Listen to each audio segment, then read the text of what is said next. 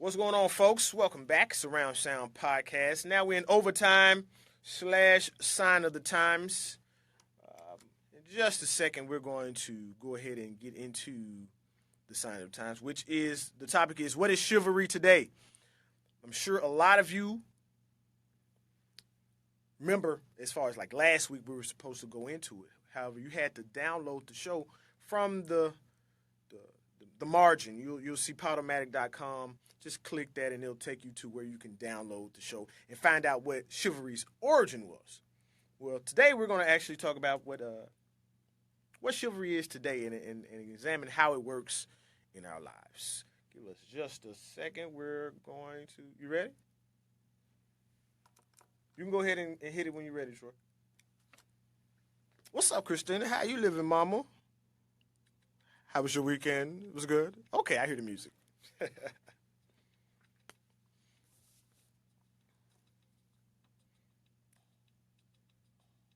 What up, Will? Welcome back, Sign of the Times.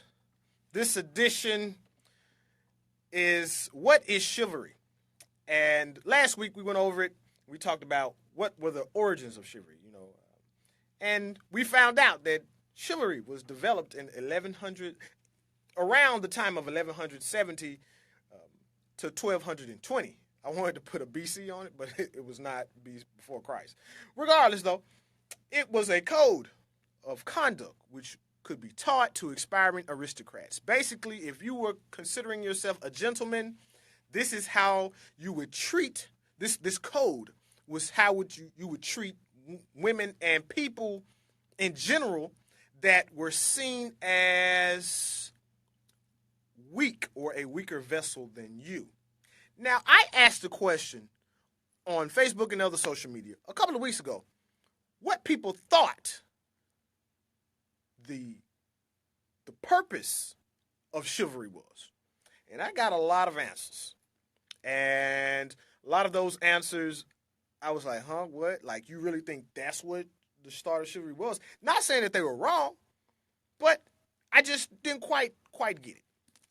But as we last week did, we examined that. We saw that the thought of what chivalry was is that this male had to treat someone that was weaker than him a certain way, albeit a good way.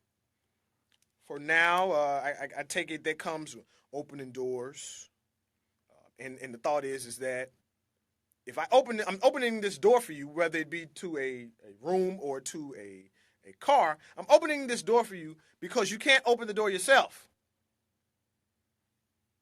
Message. Number 2, I am paying for this meal for you because the thought is that you don't work outside the home to get money. Now, you work, but you don't work to receive a wage. So I need to pay for this food or this date or this movie or whatever it is that we should have. And I understand that. However, in today's age, it's still known and it's still a fact that women make less than men. I get it. However, I've always said, if you cut sports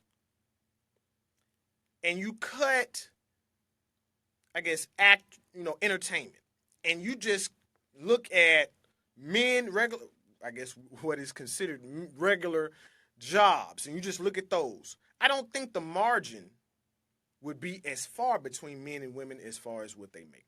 Regardless, though, nowadays, women work a lot more. Women are actually leading Fortune 500 companies. I mean, women are doing work. Women are out here and doing great for themselves. I just wonder, well, then, are you expecting a man to pay for your food first? Or is the man not good enough if he is now not the breadwinner? Where does chivalry really play a part? We'll see. I guess it depends more on the two people that are involving in that relationship.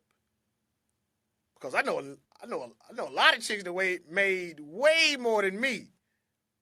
However, what they made and what I made was not of importance. It still boils down to the interpersonal communication and skills between those two people. For if you don't communicate with someone the way they explicitly need, it doesn't make a bit of difference if you open doors, if she cooks meals, if he pays for first, second, third, last dates. If y'all go to y'all to his mama house on Thanksgiving and your mama house on Christmas, it don't matter. Because y'all just not going to get along anyway. So, for Troy, for D Holiday, and myself, we're going to see y'all next week where we talk about the top 5 alive as far as hip-hop MCs. In the words of the scholar Jerry Springer, be good to yourself and each other. Paul Hunter Jr. for the Surround Sound Podcast right here on Music Road Studios, 1510. You see it. We'll see you guys next time. Peace. All right, Mina, you be good?